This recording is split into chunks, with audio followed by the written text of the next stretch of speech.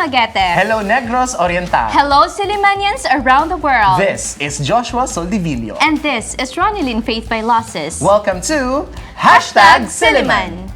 For Silliman Updates, Silliman University produced 13 licensed physicians and 14 new registered medical technologists who passed the March 2022 Physicians and Medical Technologists Licensure Examinations. Congratulations and good luck on your journey towards being healthcare providers. Meanwhile, if you dream of becoming a doctor, you may now enroll at the Silliman University Medical School until June 30, 2022. For more information, you may visit the official webpage of Silliman University, that is su.edu.ph, or you may send an email to sums.edu.ph. In another news, the Silliman University Bert Bravo Technopreneur Center will soon rise in San Antonio, Sibulan, and will house the SU Technology Business Incubation or TBI program. On February 18, 2020, the university and the UBEX Corporation, through attorney Edelberto Bravo, signed the deed of donation and acceptance for the facility that will be used for the SU TBI program. The center was established as a response to the need for a facility in the province that can help develop ideas of aspiring entrepreneurs and innovators. That will be all. See you next week for another set of Silliman Updates. Good evening, everyone. This is a magazine program that talks about different aspects of Silliman University. A program initiated to discuss matters concerning the campus by the sea. You're watching Silliman. Good evening, dear Sillimanians around the world. It's already the first week of April, and happy birthday to all our April babies. It's the month of April. It means that for our senior high school and junior high school students, there are just few more weeks left. And what are the updates? What are the developments at these departments? We have the best persons to answer that question tonight. Allow me to introduce first the principal of the Silliman University Junior High School, Assistant Professor Aidelyn A. Ma'am, good evening and welcome to the program. Good evening and thank you for inviting me. Good evening, ma'am.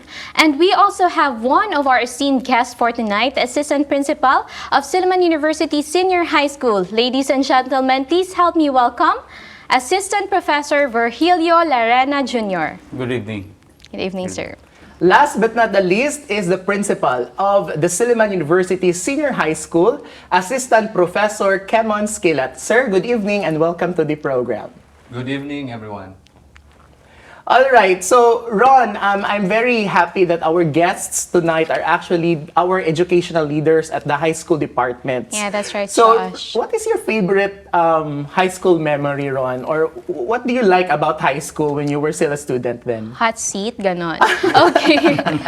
Okay, going back, some years ago, my favorite or fondest memory of my high school life is when we used to play tayokok after class. Those days. Because we were so carefree during that time, and we don't mind if we have an assignment or whatnot. It's one of my most favorite memories in high school. How about you, Josh? I think it's always the flag ceremony. Because everybody gathers and everybody sings and everybody gets to be very quiet. Yeah. And then we rush up because sometimes we're late. But those were the days. But before we go to the official questions we prepared for our guests, perhaps we also would like to know your fondest memories of being a high school student. Perhaps we'll start with Ma'am Aidelyn. Mine would be the short talks after school hours. Right, with friends. With friends. Yeah. Right. How about Sir Kemmons and Sir June? Ako, ihawg manok. Because I came from a vocational school sa Sikihor. So, mag-ihawig manok and then, animal care, something like that. All right. No. Mine was and that was, 5 years ago. When I was in high school. I think, sir, no. I think it's just 5.5. The fondest memory probably was when we rushed to Gate 7 of Silliman University. Ay, Silliman yan si sir. No, I Yes, and studied then? from in the Negros Oriental High School, but immediately after our last period in the afternoon, we rushed to Gate 7 in order for us to ride the bus that was I think that was from PNOC that transports employees, Right. their employees. So every afternoon we have to be in a hurry to be at gate 7 for us to have a free ride Is this to Valencia, sir? to to the northern part of Dumaguete. Ah, I see. Murag 20 years ago lagi to. Anyway, moving forward, we have finally, you are now leading your own academic units. And of course, it has been almost 2 years that since we transitioned to online distance learning. So let us move to our discussion on the major challenges and perhaps your key experiences in this transition. Perhaps we'll start now with Assistant Professor Larena. For senior high school, in terms of challenges, since this is my first year to be in the senior high school, probably it's about on the use of technology, and we're glad that Silliman University has my soul, and that makes it easy for students and teachers to counter the challenges or combat the challenges in this ODL platform. All right. Yeah, in addition, it's that transition from face-to-face classes to online delivery that was very challenging at first. With MySol, we have faculty upskilling, retooling, etc. And there are, really challenges the first time. In the junior high school, Ma'am Aids. I'd like to say the same thing. It's the upskilling. The upskilling was one of the biggest adjustments we had when we shifted from the normal face-to-face to ODL. Because most of the teachers, like me, most of the teachers are not as technologically savvy. And so upskilling was crucial. But with the help of Soul, we were able to overcome the challenge. In fact, some teachers really opted or suggested for early retirement. Joshua was there. He was one of the trainers. In fact, he was one of the persons I could remember to really push us to really continue with the training. So we were able to successfully overcome the challenge. In this online distance learning setup, although we have the upskilling for teachers, I'd also like to ask about the parents' role in this kind of setup and the basic education of the students. What is the role of the parents? Whether it is face-to-face or online, parents should be there. Yeah. Okay. Parents' existence in guiding students with their studies, that's very important. And I think one challenge that is being encountered by parents and students is that parents have difficulty making follow-up to their students simply because they lack knowledge and know-how in terms of technology. Right. Yeah. So good for students, they know a lot about technology, but on the part of parents, that's where they find it difficult to follow up their students or their children at that. Okay. Yeah, parents and guardians are very important, especially at the COVID times, because our students now are at home. And of course, they need the guidance of their parents. Correct. Simply because if they don't, maybe the students will just play ML. Or maybe sleep during class. So, mga Correct. How about in the junior high school, Ma'am Aids? Yeah, I'd like to agree on the important role of the parent or the guardian. And whether it's ODL or the normal type of delivering education, the role of the parent or the guardian is very important. And so with ODL, the physical absence of the teacher, so the role of the parent seems to be like magnified in a sense that the parent or the guardian has to be there to regularly monitor. And as parents, we have to make sure, even if we're very busy, as much as possible, we have to continuously support, motivate, and push our students. Yeah, I think I'd like to pick up the words of Ma'am Aidelyn about the physical absence of our teachers, no? Because in the high school, senior high and junior high school, one of the highlights of being a student is really being able to join organizations, being able to participate in camps, in Yeah. field trips, or these student-based activities. So, in your own academic units, ma'am and sirs, how do you ensure that more or less this component is still being satisfied? In terms of student participation in organizations, may it be academic or the extracurricular activities, senior high school provides opportunities.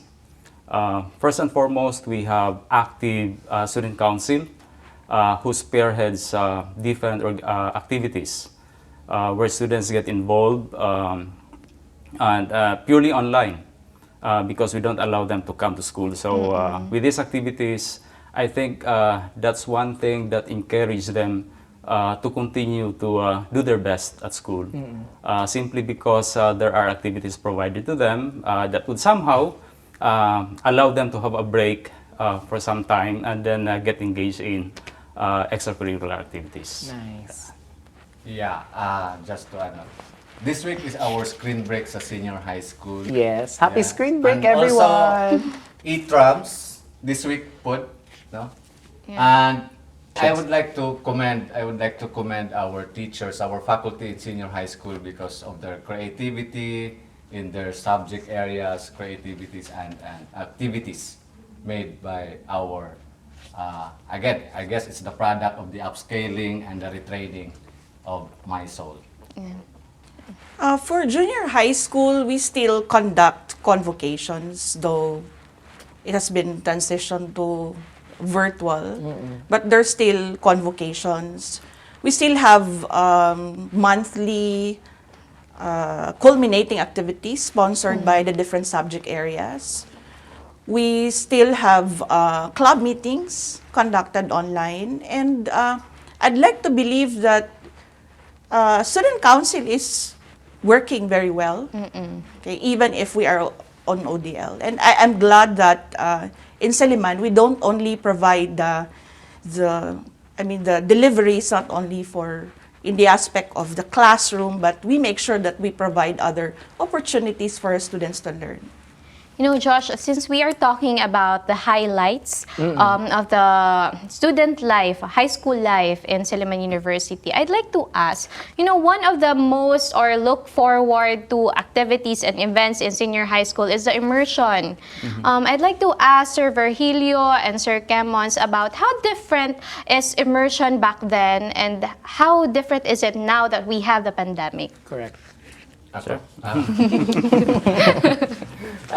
Well, before the pandemic, our students during immersion, they can go to physically to the different departments in the university to experience the laboratory works from the medical school or nursing or the engineering, and for the arts and design people, they go to Kupva, the gallery, to experience those.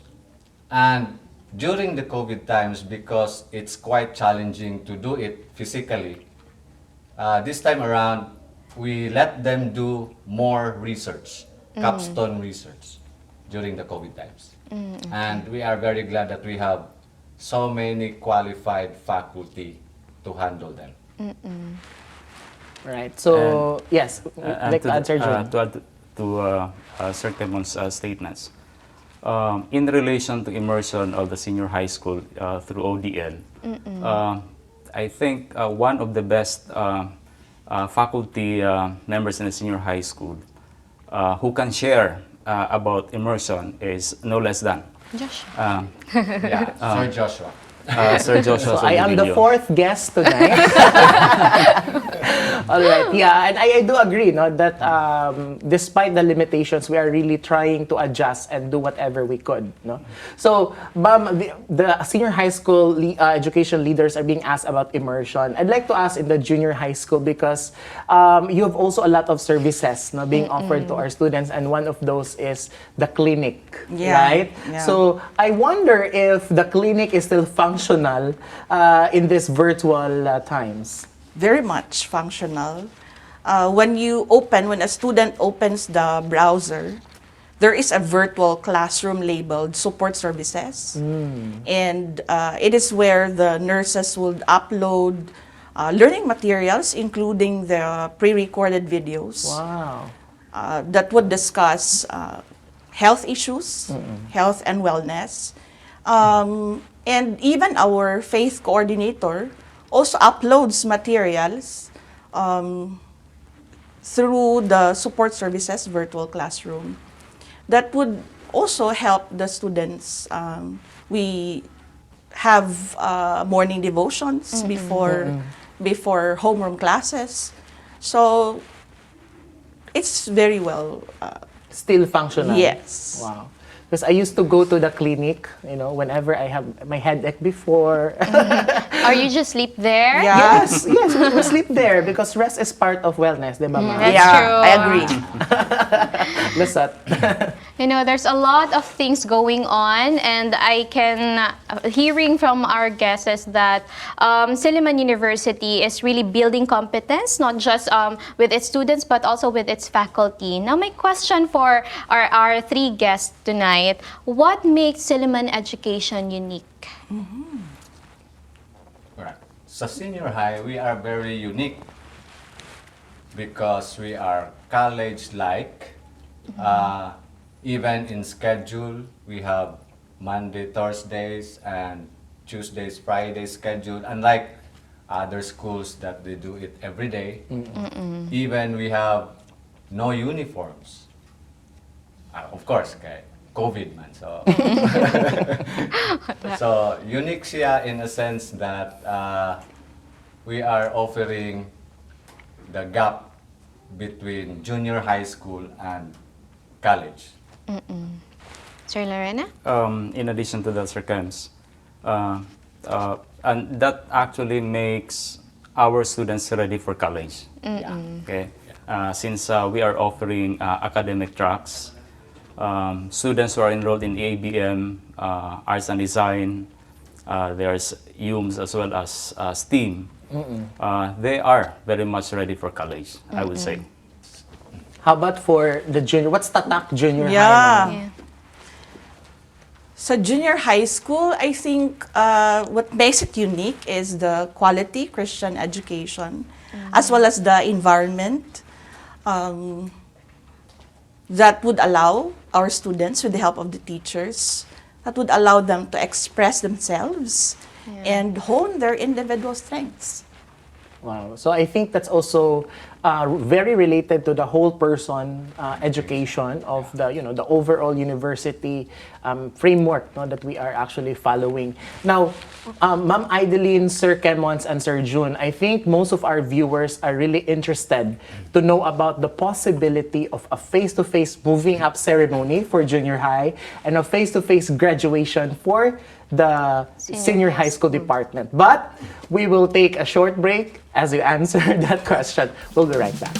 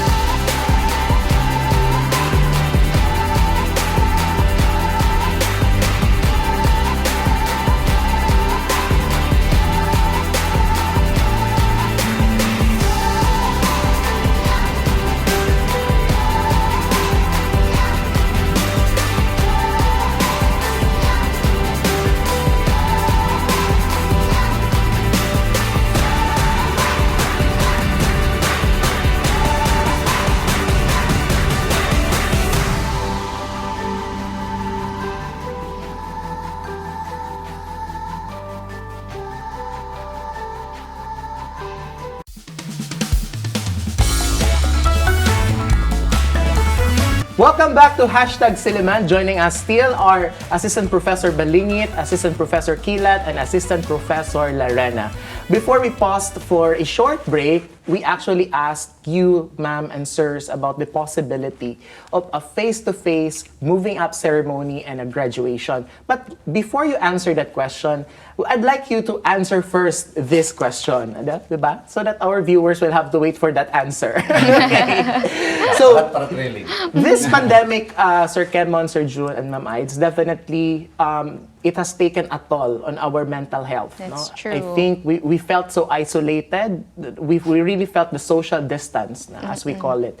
So, in your respective academic units, what were your initiatives or what were the programs or activities that you actually held to address this wellness component of our faculty, staff, and even students? Ma'am Aids? Even with ODL, junior high school still conducts counseling, still have our counseling services. Our guidance counselor would even go to the extent of home visitation. Wow. We conduct seminars or webinars that would focus on the mental issues, not just to students but to parents as well. For faculty, well, we have the university provides counseling for those who would really would like to seek for counseling. And in the junior high school, we have our regular weekly prayer brigade. We call it family prayer brigade. I like that word, family prayer Prayer brigade. brigade. Okay. So I think those are the things that we're doing. Yes. sa senior high school, I'd like to commend the guidance and counseling office for providing activities. Actually, they have 5 activities in their virtual classrooms, and they are offering it to students and parents. One of them is the career development, which is incorporated in that career development program nila, is the mental something. It's incorporated in every activity they have. They also have parent-student consultation, something. But basta there are 5 activities program from the guidance and counseling office, and I thank them for that. Right. Speaking about guidance program, yes, it's true that the our active guidance counselors are consistently conducting this so-called career development to students, where, as mentioned by Sir Kemmons, there is an incorporation of the so-called mental health orientation or briefing to our students, conducted by our counselors. And then, although when it comes to parents, we always make ourselves the office in general that actually establishes open communication. Right. There is an opportunity for all parents actually, if they would like to call us anytime. We assure that we can respond to them to whatever their queries are, just to make them free from having let's say questions that they may have in relation to Their students. Right.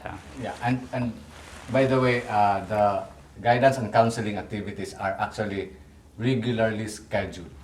So the career development and the mental program, and also for Teachers DI, we have the SU cares who will care for the teachers. Yeah. More than anything, during this pandemic, we really need that care. We really need to feel that care, not just from our family, but also from our colleagues, no? Correct. So aside from addressing the mental health issues, because it's taking a toll on our mental health, the recent things that have been happening around us, are there any more programs that or efforts that both the senior high school and junior high school is initiating or conducting, or events? We had the kumustahan before. Online Yeah. kamusta? Online With kumustahan. Una Yes. Kiso, that was very nice, and I suppose we need to do that again. Right. Yeah. It's really needed. Yeah. Okay, so I will have to have a very light. I think it's getting Getting more serious and serious.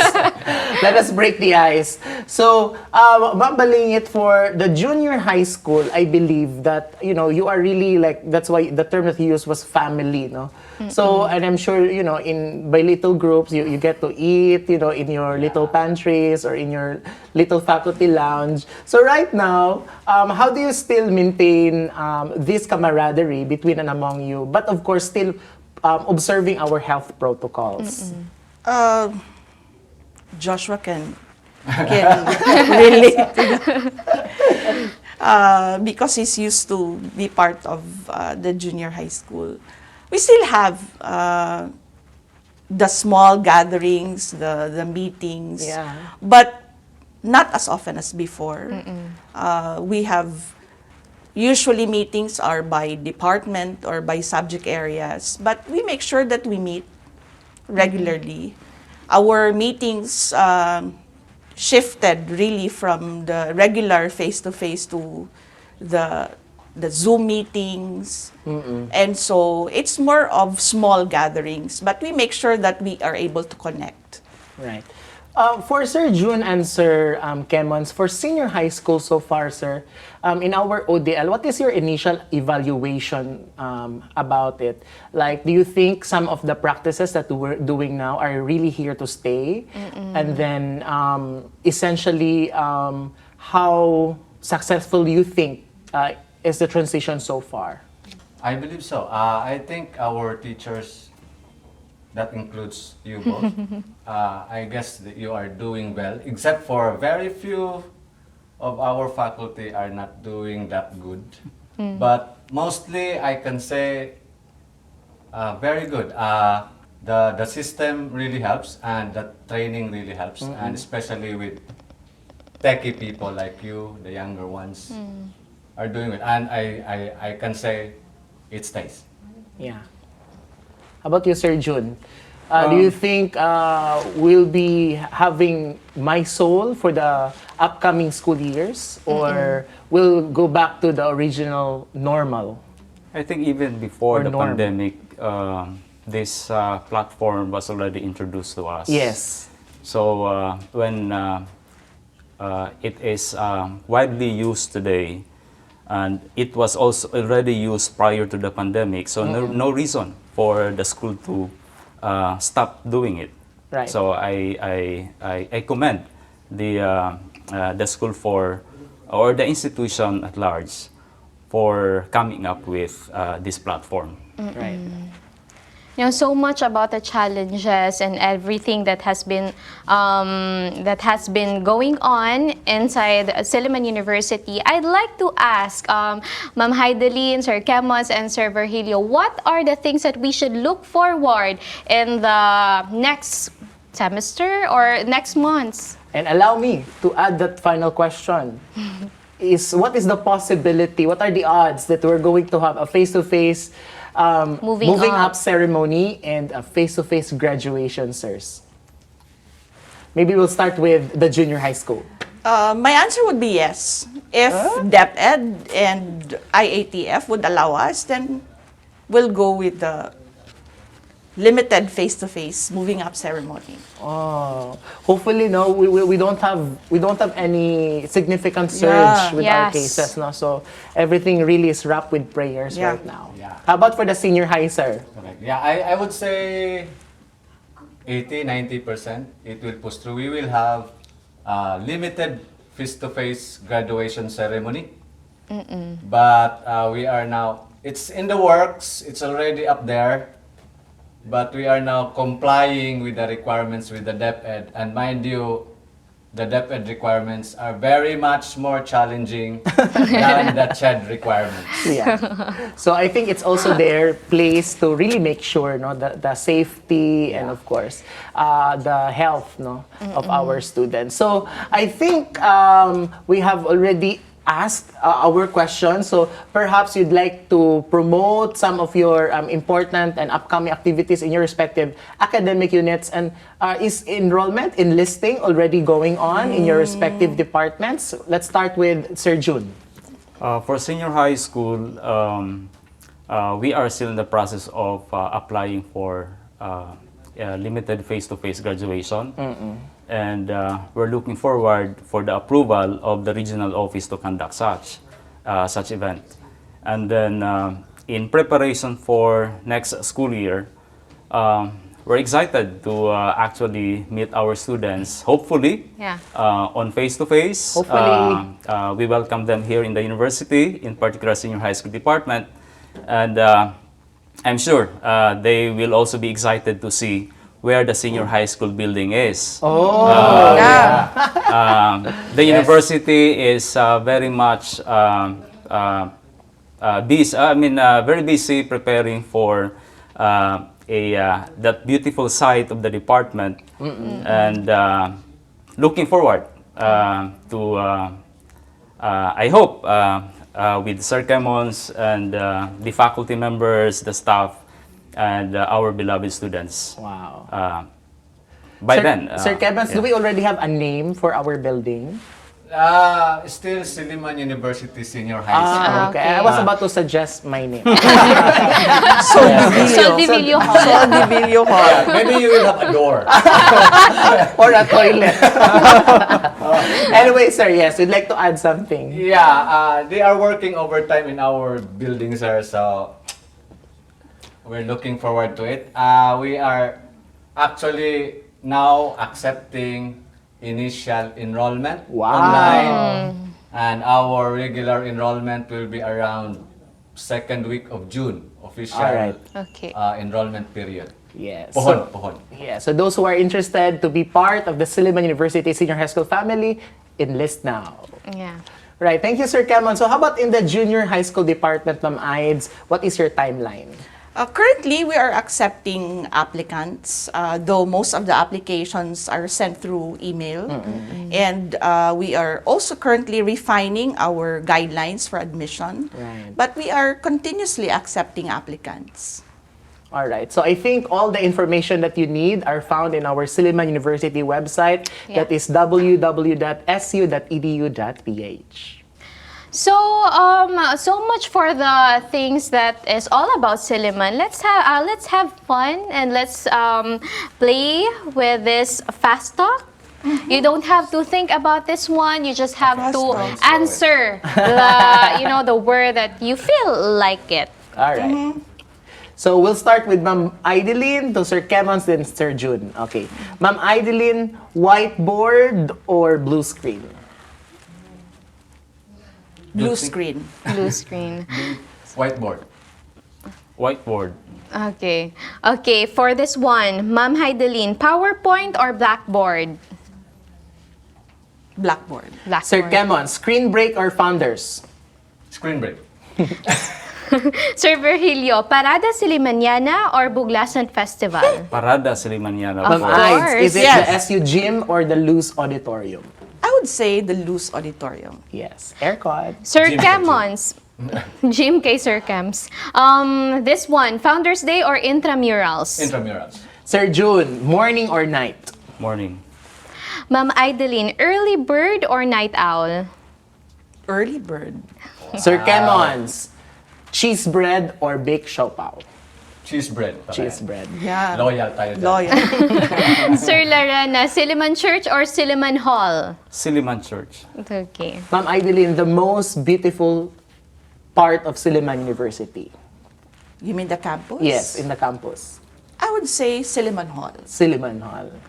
Sir Kemmons, describe high school life in one word. Great. Great. Sir June, Pia Wurtzbach or Catriona Gray? My wife. Very nice Good answer! Good answer! Sir Kemmons, what's your answer? Nakuglawas akong asawa. Anyway, daghang salamat, Assistant Professor Balingit, Assistant Professor Kilat, and Assistant Professor Larena Thank you, Sir John. for joining our program. So we have finally come to the last segment of this episode, and it's called #WTP Word to Ponder. So Ron, after a conversation with our academic leaders at the SBE, what is your major takeaway and what's the word to ponder for you? You know, my key takeaway, Josh, is the word competence. With all the things that Ma'am Aidelyn, Sir Kemmons, and Sir Virgilio mentioned a while ago, I think it all boils down to competence. We are not just building competence with our with our students, but we are also building competence with our faculty and staff. And while we build competence, we must not also forget to take little rest from time to time. Right. No? And let us not also forget that while we build confidence, we are also bound to make mistakes.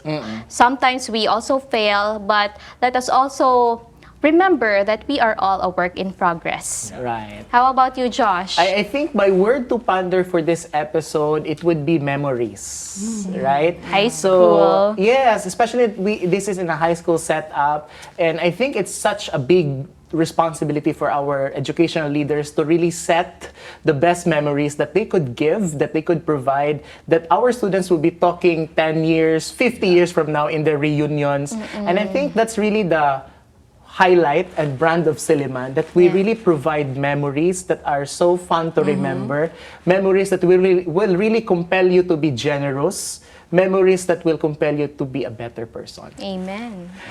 All right, so I think that has been another episode of Silliman. Thank you so much, and to God be the glory. Hey there, Sillimanians! Daghang salamat for joining another episode of #Silliman. Please don't forget to support our Facebook page by liking and following it, share, comment, and use #Silliman. We are also present on our YouTube account. It's still #Silliman. Don't forget to click the notification bell to be updated of our new posts. And catch us at Field Products every Monday at 8 p.m. And replays will be shown every Tuesday before the noontime news and every Saturday after the noontime news. This has been Ronelyn Vailoces And Joshua Soldivillo. See you next week only here on #Silliman. Bye!